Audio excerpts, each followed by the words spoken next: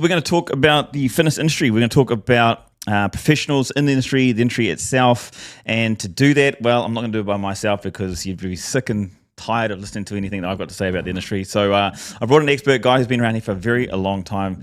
I shouldn't say very long time, should I? He's been around a while. He's a wise soul. He knows the industry in and out. He's been part of a lot of different companies and brands around here, seen the growth of the industry. So I'm going to talk with Robert about that from Fitconnector. And mate, thank you for coming in and joining me for today. A pleasure to be here. Thank you for inviting me. No worries. It's going to be a very interesting topic to talk about with the industry because there's so many people that have this false understanding or this false stigma and they're not really. It's like we're going to try and hopefully lift as much the curtains off or pull back the curtains and see as much as we can. So my first question to you is, what is your opinion about the fitness industry here in the UAE? Oh, it has changed a lot, I must say, in the past, more than in a decade and a half that I've been here in UAE, almost 2 decades now. And since I came to Dubai, that was 18 years ago, there was almost nothing in terms of commercial fitness. Of course, there were facilities and hotel gyms, but in terms of commercial gym facilities, I happened to have a good fortune to work with one of the first brands that have entered UAE. Who was that? Abroad. Oh, yeah. Fitness First. Yeah, I agree. Yeah. And back in the day. So, yes. So, great journey personal journey, career-wise, and I was a coach. Obviously, my background is personal training. Yeah. And so we all start off right. Yes. Although I had some managerial experience prior to that, but not in UAE. Funny story, if I may start with. That's it. Let's do it. So when I went for an interview with Fitness First, obviously I wanted a management position, a fitness manager position, because that's where I came from previously, right? But there was no vacancy. So I had to accept a step back. I started as a personal trainer. Okay, yeah. To answer your question, fast forward just 4 or 5 years, the opportunity are amazing after that, after Fitness First, because a lot more clubs started opening. So the employment opportunities for trainers to change companies have emerged and started even 10, 15 years ago. So since then, obviously, a lot of brands, a lot of commercial facilities, the industry have diversified itself with offering great place for consumers, great place for customers. Dubai as a whole's grown, right? So I mean, that's come along with it. Yes. It's amazing place to be still. What was it like? As the experience, and I suppose in a nutshell, what was the experience studying back then? Like, I suppose it's like saying to the young ones, we're back in the day, we had cassette tapes, we had videotapes, and they're like, what is that? Or what's the phone with the handle? Like, what is that? I suppose from the trainer's perspective, what is it? What was it back then that was so? Obviously, there wasn't tablets, there wasn't apps and stuff like that. So, what was it as a personal trainer? What were you doing as a personal trainer to deliver the service? So let me take you back. Yes, jump in the time machine. More than 2 decades now. That since the day I started in the fitness industry, and I always go back to that because we kind of tend to do a full circle. And I'll give an example shortly after this. But where I started is when I got my first job as a coach, as a trainer in a fitness facility back home.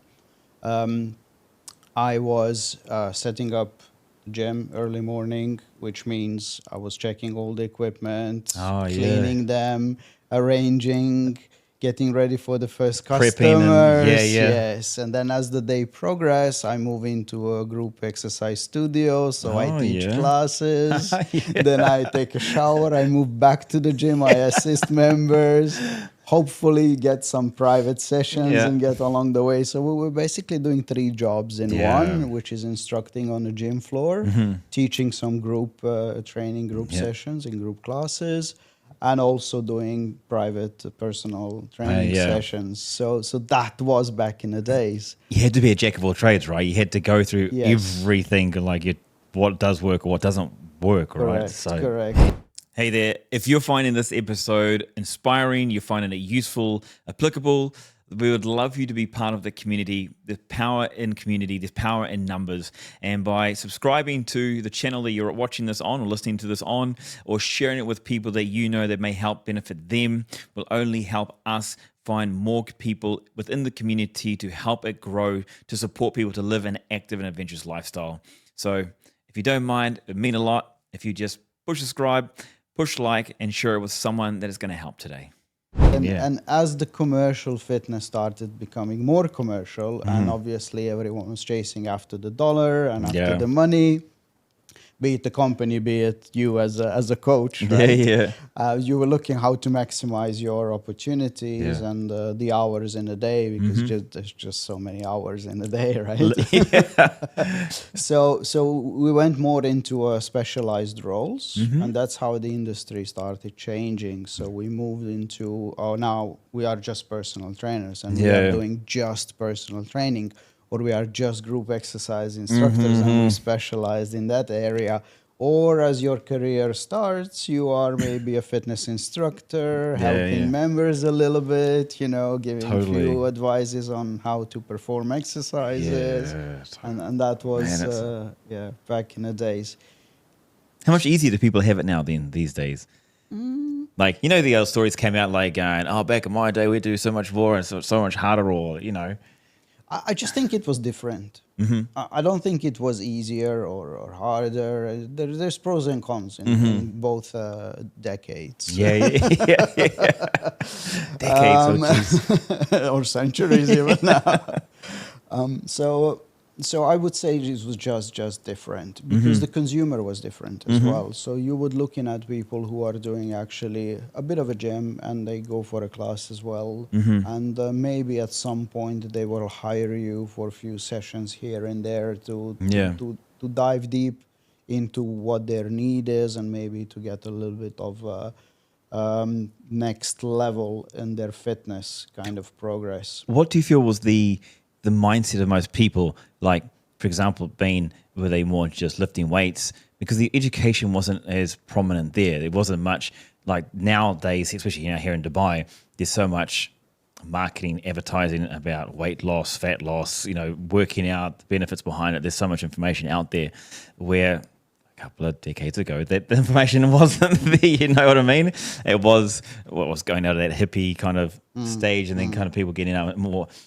They weren't into fitness as much back then, right? So who do you find was actually taking on training sessions, or who was coming to the gym? To be honest with you, I feel that it was mainly those who understand a little bit more about health back in the days, which is the same thing today, although they're using different ways of practicing or improving health, different activities that they prefer to do for their health. But I think there are no many differences then and now, except, of course, we are worse when it comes to population in terms of modern day diseases and problems that we have within societies globally. Therefore, I think with the way the life changed, we have more clients and consumers who are focusing on fixing their overweight problems. Some, even medicine helped us, I feel, with understanding what are the causes of certain diseases. I'm talking about cardiovascular disease in particular, right? So I think hand in hand, medicine and fitness or exercise in general contributed to the fact that we have now consumers who are focusing more on general health and well-being. But again, we've gone through a phase of maybe 10 years ago. Majority was like, I want to go in a gym just to bulk up a little bit, just to be a bit sexier than what I am. There's so much we're advertising about, right? There's so much about the six pack, the slim, the booty, the bust and stuff like that. That's out there, and that's what really interests me about. I agree with you. Like, it was back in the day. Like I say, like I qualified, I think, in 1998 or something like that, or whatever it was. And then for me, then it was like It was people went to the gym because of performance, more based, or in New Zealand they were based more like that, because you went to the gym because you played a sport, so you want to improve and get better at your sport. And there was people that kind of did it for the vanity, but nowhere near, in my opinion anyway. Like, there's just so many people have a personal trainer just for the sake of having a personal trainer. Yes. That's what I mean. It feels like it's changed, but because now you like I said, you kind of go full circle where now you're supporting trainers with Fitconnector to get into the industry and to grow with that. So I want to pull the curtain back on this to give people a very understanding on who should, in your opinion, become a personal trainer, or who should get into the space becoming a personal trainer, first of all. Okay. Well, bluntly, it's always about passion. Okay, yeah. So if you're in it for the money, you're in the wrong industry. That's to do with any fitness, by the way. Never mind just personal training. We're talking about Just don't. yeah. You want to be rich? It's not really fitness. It's not really fitness. No. Yeah. It has to be a passion. Yeah. It really has to be a passion. The outcome is great from emotional side of things, but also financial. Yeah. However, again, if you really want to become rich, that's definitely not the industry you would choose, right? Exactly. It takes a lot of time and effort and investment and education. And what we are learning about the human body and exercise and physiology and how things are changing within our body by adopting certain routines, and let's not go into nutrition and all the other things, because that's just another massive world that we know little about. More and more, let's be honest, but not as much as we should. There is so much unknown. But as a career, if you're really passionate about helping people, then this is definitely the right industry to be in. To get part of. And then let's say, what's, in your opinion, then, what is the way that someone should come into? So they've got a passion for it. And when you say passion, what do you mean? Where is that passion lie for helping people? Is it like, what does it mean more specifically for you? Like literally changing their life to a better quality life that they can live by movement, by fixing some of their physical problems that they might have, injuries or particular state of the body that they are currently in, to take them to a next place which is better than where they are. So both physically, by the way, and emotionally as well. And we are witnessing this, and as a fitness professional in my career, where I used to train some clients, and when the greatest testimony to your work is when they come and they say, "Oh, you helped me change my life." So there is no money in this world that will pay for such an emotional 100%. reward. That brings me to the whole point of talk about passion, and it is about changing lives. But then there's this whole battle between the jack of all trades to the specialist, and where when you talk about passion of changing lives, what have you found that, or what is beneficial, or how would someone start that career? Going like, okay, where do you begin? Like, what do I do? Like, I want to get into fitness. I think I'd be a great coach. I'm passionate about it. What's the first thing I've got to do? Yeah, that's a great question. Actually, quite lately, I've been talking about this, and I draw a parallel between the medical field and fitness field, because I think they figure it out. Science backed, right? So yes, data. Yes, definitely. I mean, they had thousands of years of medicine, right? So Yeah, they had time to figure it out. True. Unlike us, we're just like 20, 25 years, maybe a little bit more in this industry. Yes. So definitely education, getting certified in the industry, getting your level 2, which is fitness instructing, and level 3, which is personal training, are the first thing everyone have to do first before getting into the industry. You mean getting in, obviously from a job perspective, professionally, correct. But before it gets to that point, because I've always had this battle, I'd love to hear your thing. So in my opinion, to be very open about this, I don't think people should do courses to start off with. I think they should get experience by applying themselves first. They should go and they should be someone, if you talk about passion, it should be, if you're going to start coaching people to build muscle or to lose fat, then you should be going through that experiences yourself. And I think that you should be just learning or applying it just as friendly sharing of advice first before going into actually, okay, yeah, I do enjoy this. I enjoy the coaching with somebody. Okay, how can I deeper my knowledge and understanding before I go and actually get a job and then get certified?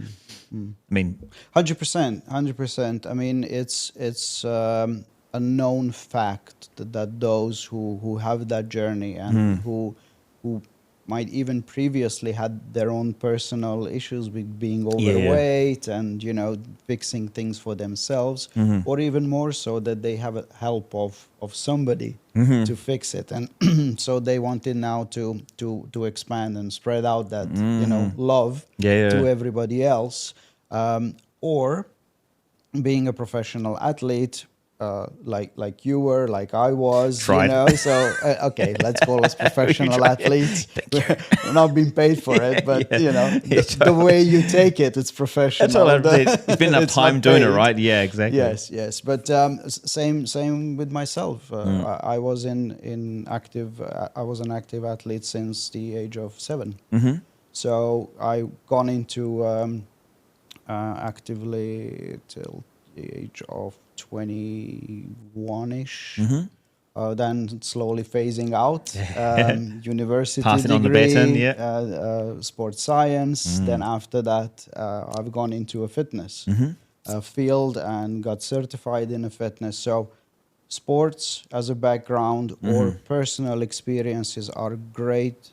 And majority of successful coaches today, by the way, have exactly the same career path, because that's where the passion lies. Yeah, totally. When times are really difficult, the passion for doing things will push you Pushing through. at the grind, that motivation, they say. Yes.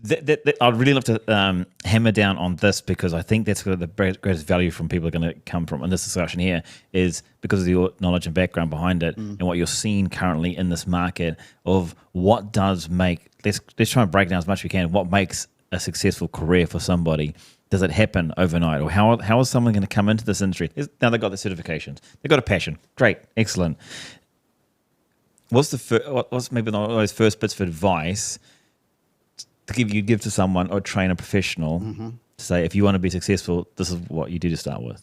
So experience, definitely. Like whether you had some experience before with friends and close family members that, you've given some advices, or maybe you even trained together, you continue to do that. So that piece of paper that you have got from the university or you got from a fitness academy that certify you that you can do the work now professionally, is just a stepping stone in your career, in where you're supposed to go. So practicing what you have learned is massive. I promised I'm going to draw a parallel between medicine and fitness, right? So lately I used to say this, and that when you get certified as a personal trainer, you actually are a GP equivalent in medicine, because that is only your first step in becoming a professional in your field. Okay, yeah. Right, 100%. so you just open the door. 100%, That's yes. what it is. Yeah. You still need to walk through that door. Yes. You need to see the world from that point onwards. And everything is through practicing what you have learned.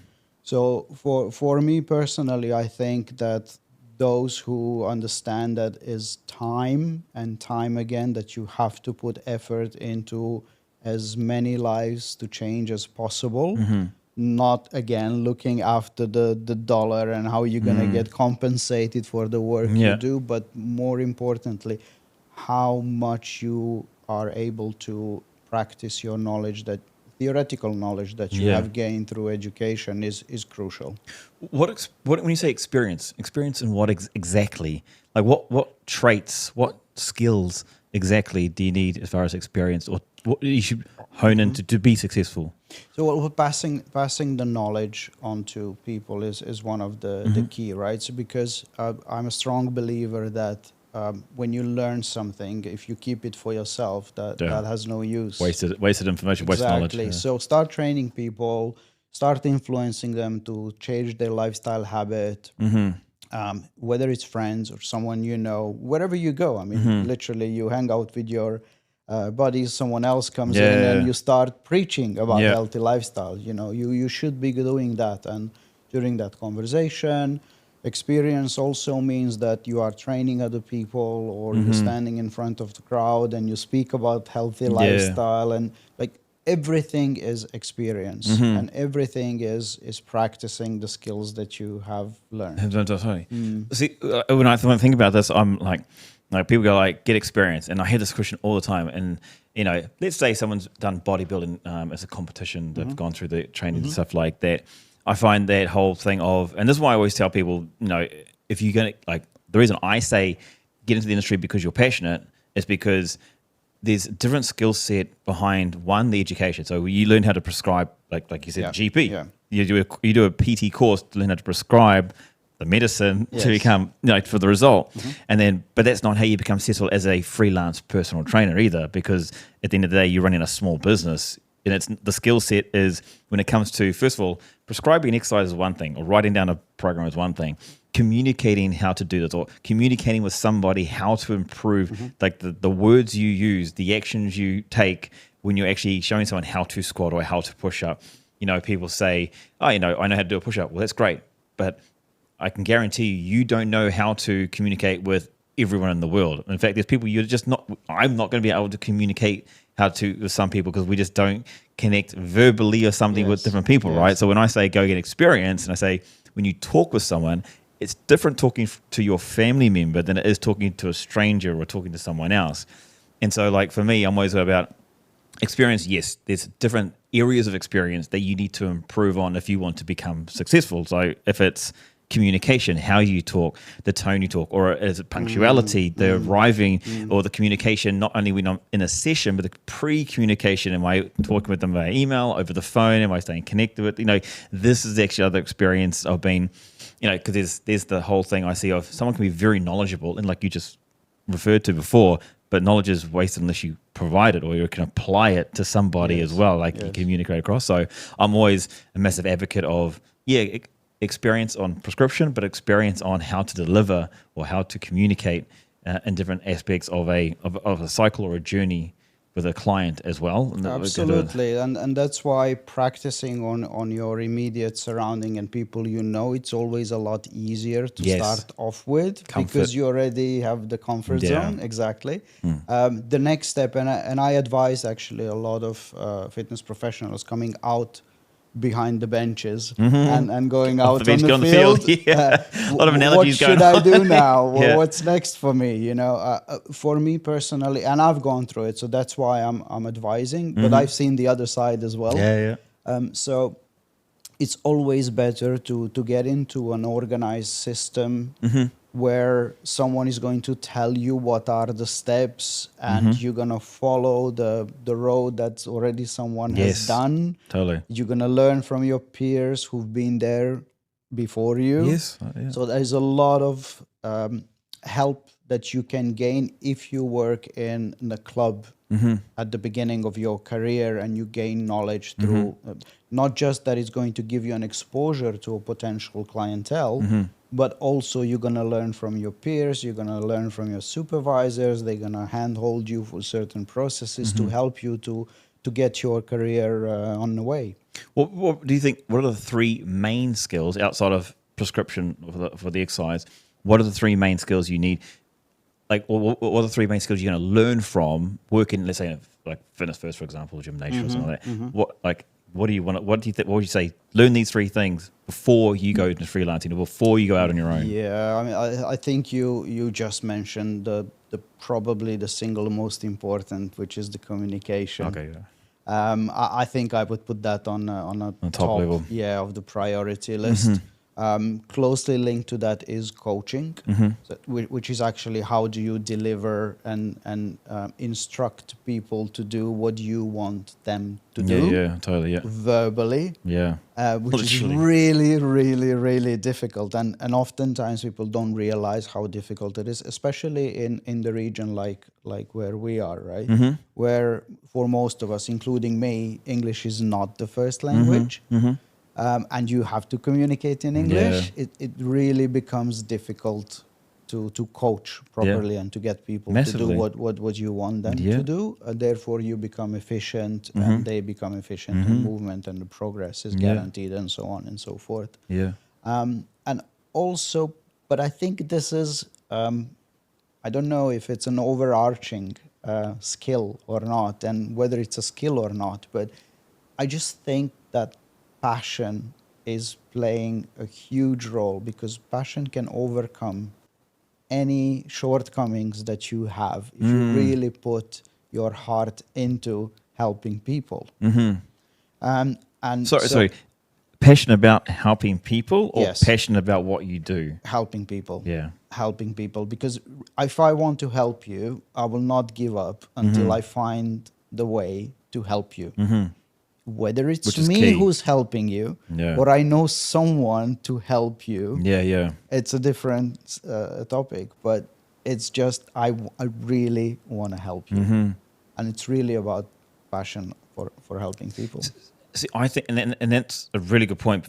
I think you've brought up, because when you say this, like, a lot of people go like, "Oh, I'm passionate about it," but like, Are you really? Totally. So for me, the only way to understand if someone's passionate about it is you have the ability and the willingness to say, I can't help you any further right now.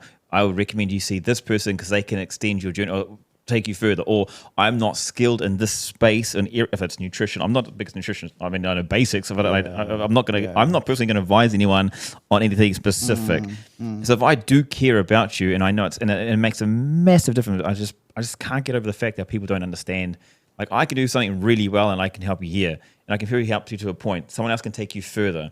And I know, and it's happened all the time throughout my career, and it took me probably a few good years to learn probably the skill trait that made me successful afterwards was, okay, I brought you to here. Now I'm saying, here, go here. It's not about the money, but I've happy how to help them. But then later on, it's come back to, it has been about them. Yes. And that's helped build the business, because Correct. the reality of it wasn't about me just trying to bring more dollars in the door, like keep my 10 sessions a month with this client, or 3 times a week, or whatever it was, which I think kills a business for somebody, which I don't think a lot of trainers recognize or realize. Agree. Here. It's not just that. I think it's also the fact of you cannot be jack of all trades. I mean, the industry is not the industry. The human body is so complicated that you cannot just know everything. You cannot be the best in everything. So specializing in a certain field is a great career progression, and everyone should do it at certain point. I have a conversation with fitness professionals when it comes to nutrition that you touch base in, and oftentimes I ask them during the interview before we enroll them in Fitconnector.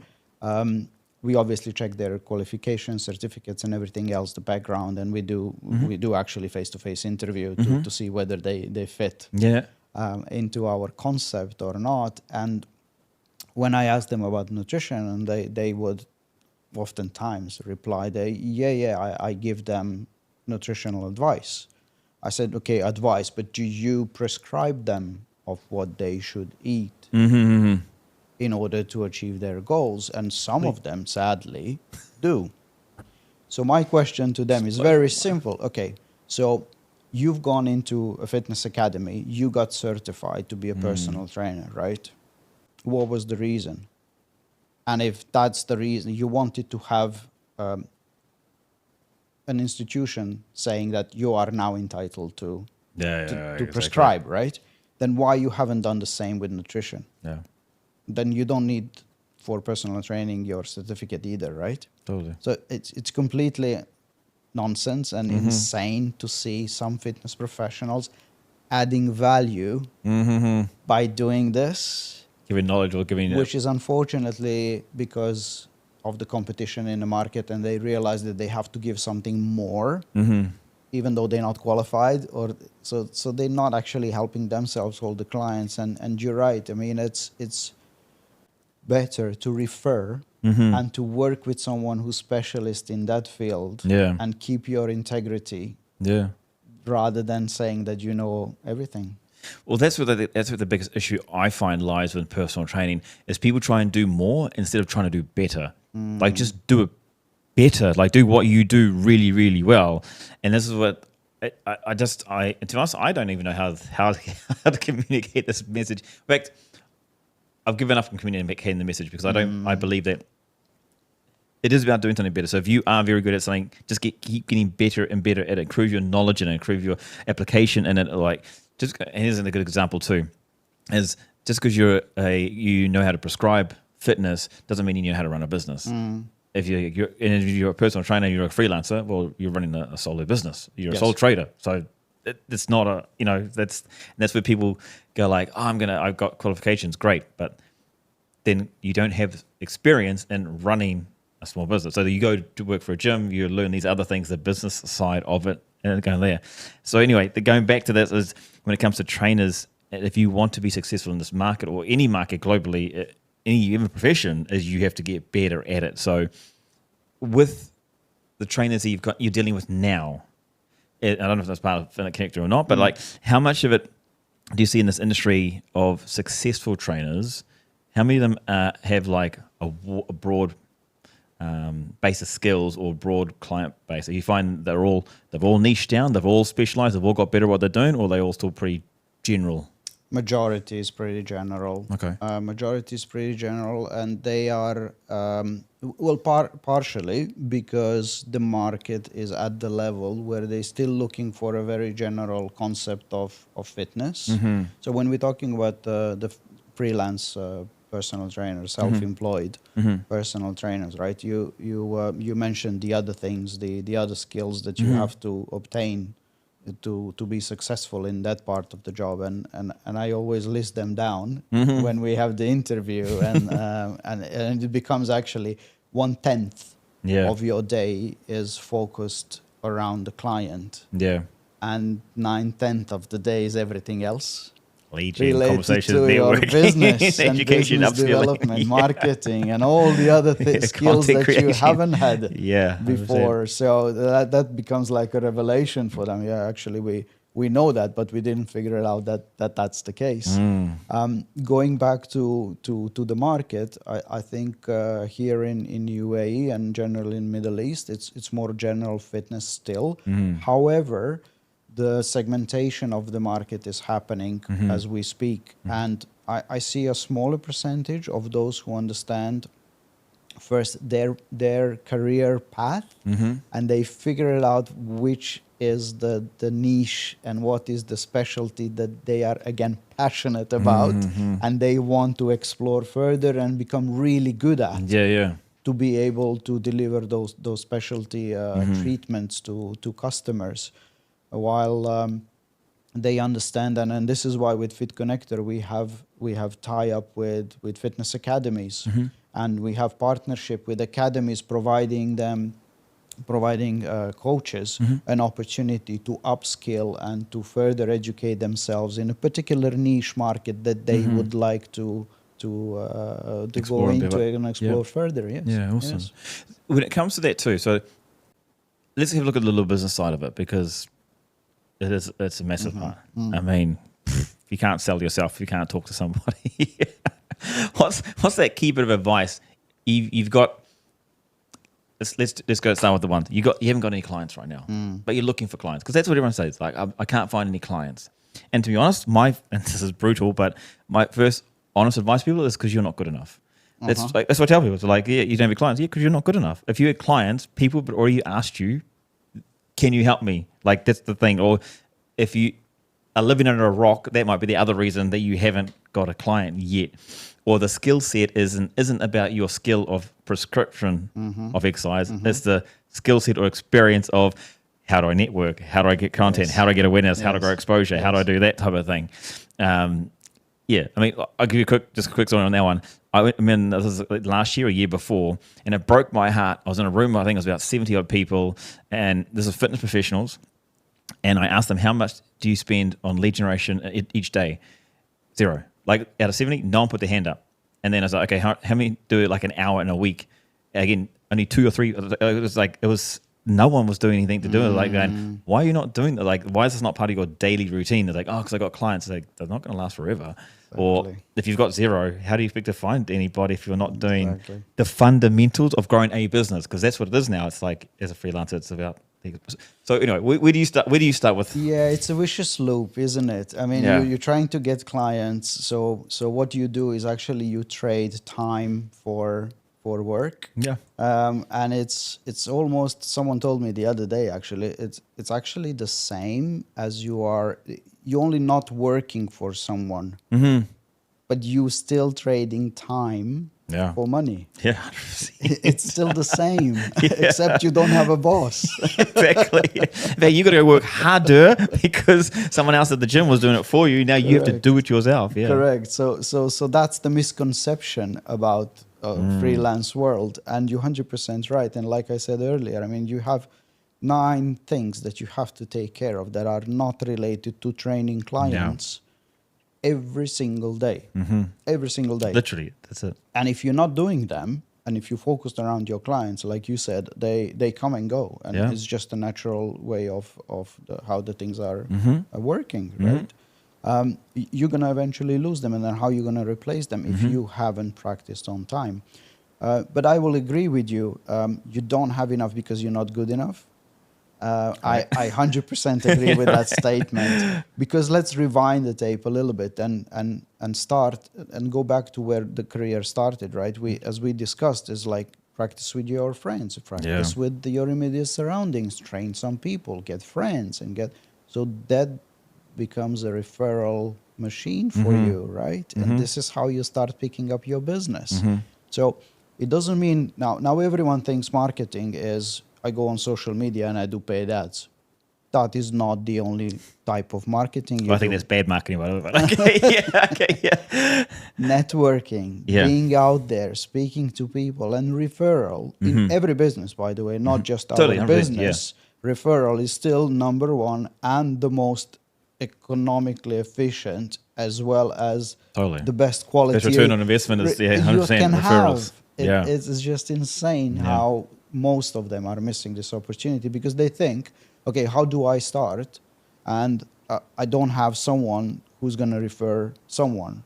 Yeah, okay, but you're supposed to have some friends, some people, and they're going to refer, and they're going to refer, and they're going to refer.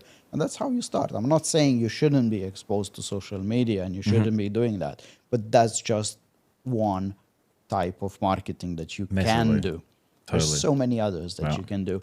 And unfortunately, being a freelancer is that's this loop. I need to earn enough money, so I invest enough money, and then. So chicken or egg kind of situation, right? And that's why I deliberately said at the beginning, you only traded that you're not working for, you don't have a boss when you're a freelancer, and that is the only difference. Yeah, literally.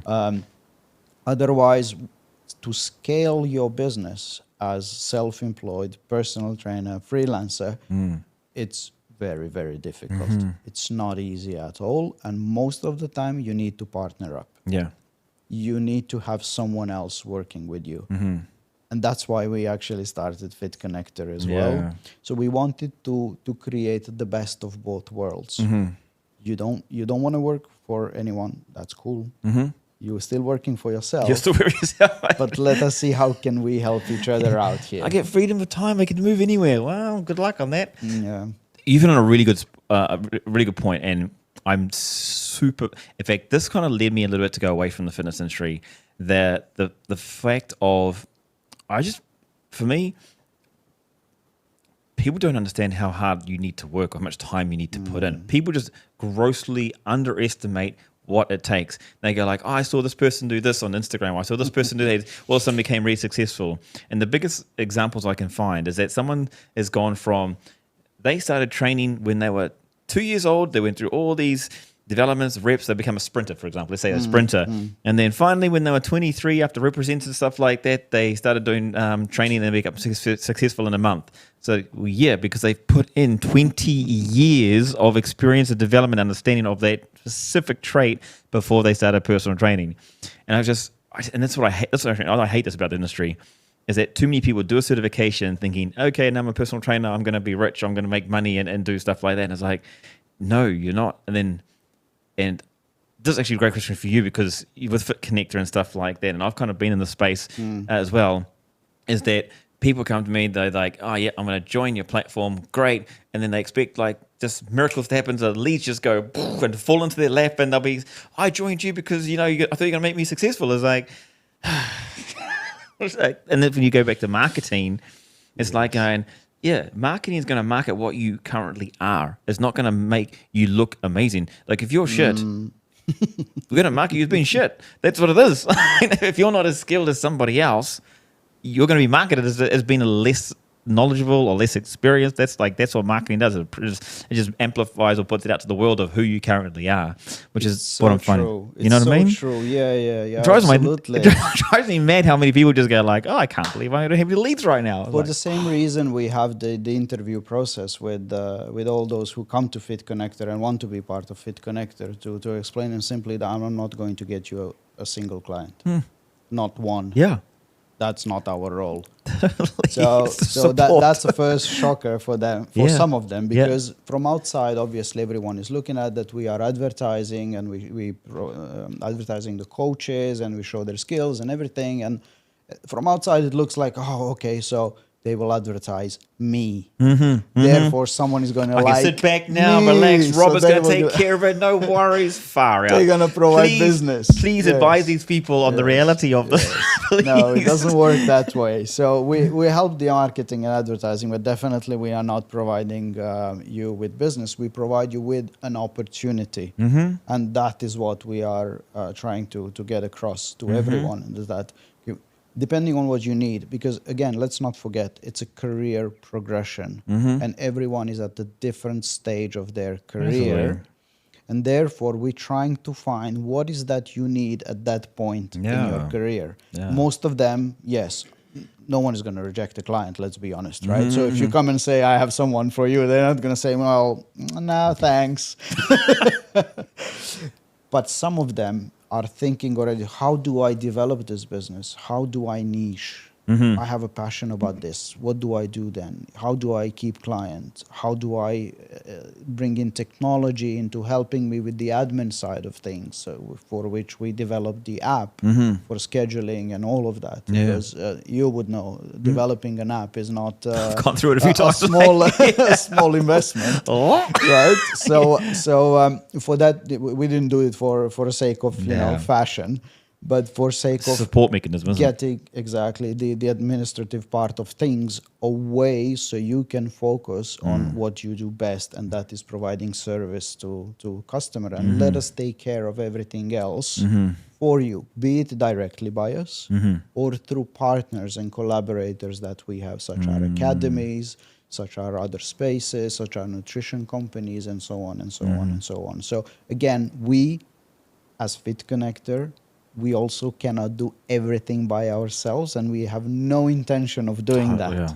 We're good at what we're good at, and we do what we know. And for the rest, we just bring in partners and collaborators who we partner with, and that's our mission. This is base, and that's what it should be. And see, and that's great, because that's what trainers need to understand as well. Like, it's yes, you are great at this.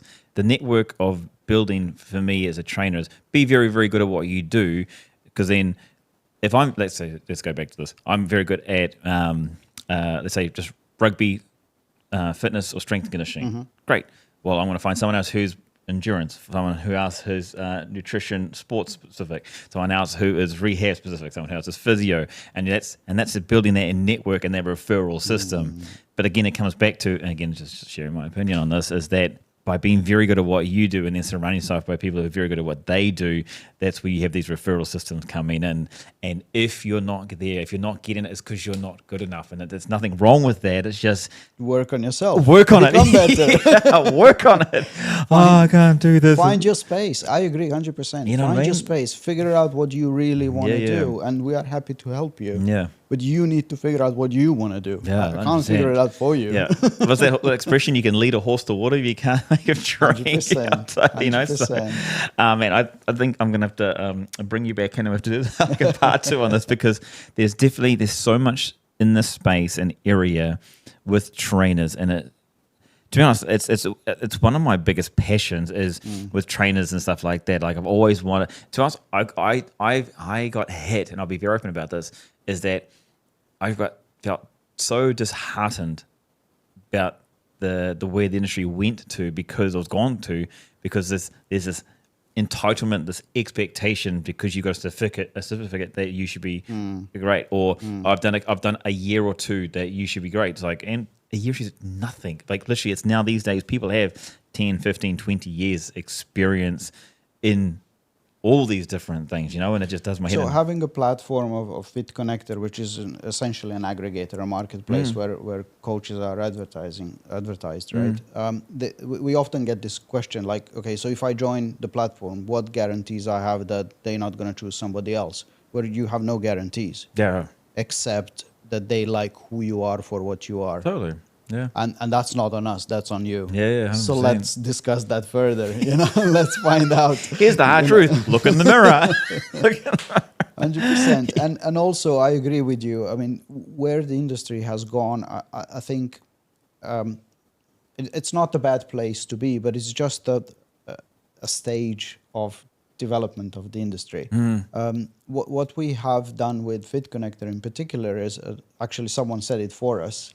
When I described how do we operate and what are our USPs, and they said, well, actually, you're trying to democratize fitness and personal training. I said, well, that's a nice way to put it, because literally, what we do is we actually give the power back to the consumer. So they will choose who they want for the training type and style that they want. And they will also be the one choosing the price, the location, the coach. If you had to go to people like, they're the boss. they're employer. They're employing you. They're giving you money. Definitely. Definitely. Still happens. Oh my gosh. I haven't done personal training for a little while, but it's still, people just don't understand. Like, oh yeah, and they'll be there forever. I just don't get it. And we get coaches coming to us and say, the market has changed. All these coaches are coming in, undercutting the price, and well, that's because you stayed where you were 10 years ago. Oh, mate, you've had to open a massive can of worms, because when people say like, oh, it's saturated, people are undercutting, it's like, it's just because you're useless. I'm sorry. That's the point I've got to, is you're not good enough. I mean, that's the thing. Yeah. And it's so funny how people say that. For anyone out there that's listening to this, that says that they're undercutting you, it's not the undercutting you. It's like there's two things for me. One is there's a massive world out there. We're talking about 90 billion people on the planet. So yeah, people can afford certain things, other people can't. Simple as that. Yes. So some people can pay $25 an hour. Some people can pay $500 or plus an hour. And if you're not getting that $500, or if that's what you want and out of it, it's because you're not good enough. And I don't mean as a prescriber. I mean as a marketer or a lead or a communicator, or like that's just where you're not good enough, or you haven't done enough hours and put enough time into it. And it's that simple. And I just don't get how people just don't understand. Or like, pricing your services, I think it's another episode on its own. 100%. I mean, I on a very quick one on it, a basic one is like, if someone's paying you for it, it means great, you're hitting the right audience that sees the value in you. Simple as that. And if they're not, that two things. One is that audience doesn't see their value, or you're just not good enough. I love going back to you're not good enough. You're not good enough. I don't know. There's one other thing I want to quickly touch on before we finish up here, and one is about people upskilling, and it's the whole thing of, it blows my mind that when people get this, they get certified, or they don't pay, or they feel aggrieved to pay for additional support. So, for example, being off things out there and like saying, let's say, for example, I'm not 100% sure exactly. You guys work on a commission base or a flat fee? Or commission base, great. So, there's that kind of thing comes out there. The flip side of when you say to someone, you pay, let's just make it simple, $100 to learn a skill, which the skill is you're missing. People go like, I want your views on this. Why should I pay you? Because it's let's say personal trainers, because personal trainers have always come to me for many, many years, and they're like, oh man, I don't have any leads. So I said, I can teach you. So, okay, they want me to teach them first, and then they'll pay later, which I'm like, no. Frankly, because literally I've built a skill set over a long time. I got proof behind that I can help you. I've done the career. I've gone through it. Right? So I find this stigma or this ability for trainers, especially the ones that have the excuses coming out like, oh, the market's saturated. Oh, we're getting undercut in the prices. They don't want to pay for support. They don't want to pay for upskilling or education. One, you can get skills and education for free, by the way. But if you want to accelerate that, then paying for it. So where do you think this mindset's coming from people to not, they want to get paid to offer their services, but they don't want to pay? I think it's a false perception of the market itself, and it begins with the getting certified. Okay, I got certified. Now the world has opened. I got the red carpet. Now everyone is going to come to me. And then they get hit by the reality of life that it's not like that. And you actually have to put the work. So the journey only begins. Yes. At that point. Yes. Right? So I think that's the false impression of where it begins for them. And secondly, it's the chicken or egg sometimes that, okay, but I don't have money to invest because I didn't earn enough. But then you take one step back and, okay, what did you do with the money that you previously earned? How did you buy the food you eat in your mouth? Right? So then it becomes a thing of arranging your personal finances and doing all these other things and prioritizing where you're going to pay and what you're going to invest. Because at the end of the day, it's an investment for future. Yeah. Just like the education is, right? Literally. So you got certified because it's investment for the future. So oftentimes, and this is, I think, the key, what I realized over the years, not just through Fitconnector, but even before as running our own business for past 8 years now, is that the pain point is not painful enough. Yeah. Literally. That's why they're not investing. 100%, mate. Tell you what. Oh, okay.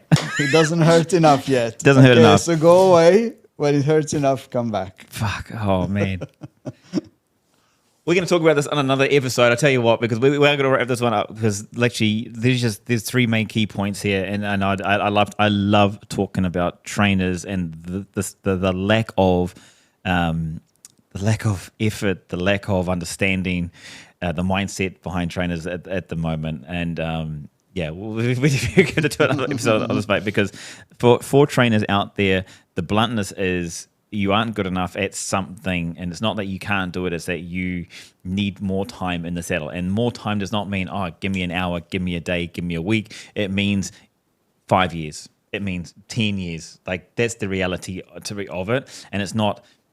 we talked about before we started talking about this, is like we've got brands like FFPTRAVELS, we've got Fitconnector. It's not going to happen overnight, and it's a grind. It's a daily push. It's going over barriers. It's how many barriers can you get over today or this month or this year, and just get that incremental progression forward, right? Yeah. So, mate, I'm going to bring you back on in a later episode. We're going to talk about just what people need to do to have some an understanding about becoming successful as a trainer. But otherwise, thank you very much for today. I mean, it's been an absolute pleasure, man, to talk about it. Let people know, look in that old lens there, let them know about Fitconnector. Where can they connect with you on Fitconnector? So we are pretty much on every social media platform that you can find. The easiest way is to reach out through Instagram, YouTube, or directly through our website. You have contact number, you have contact form, so whichever way you like it. It's Fitconnector, one word. Awesome. Check it online, guys. Go there, have a look. Check out our next episodes are coming up, and look forward to when Robert comes back on and we talk about trainers and how they progress and what tasks they can do and what application they should be doing as far as like applying themselves in what areas. Coming up in another episode. But thank you, bro. Appreciate it. Thank you so much. Pleasure. Brilliant. Awesome. Thank you.